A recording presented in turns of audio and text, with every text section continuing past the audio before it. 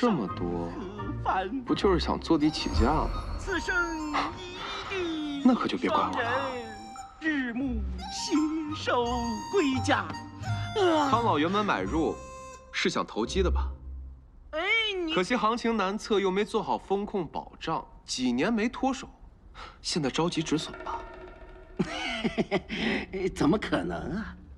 只因我与那些买家没面缘儿。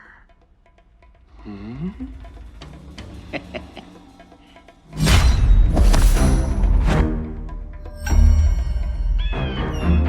康老，这智商税，恐怕我是交不了了。小子，你以为我康某人的地是那么好拿的吗？来前我看过五朝律法，凡受地需家中所有亲戚优先。我看康老是个大儒，所谓谈笑有鸿儒，往来无白丁。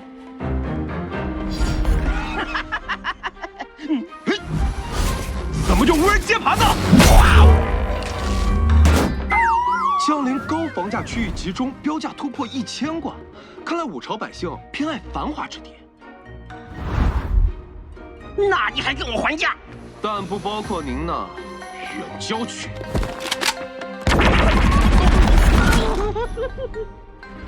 现在江陵城房屋空置率极高，城中房屋也有价无市，所以您那片地指挥怎么样？烂在手里。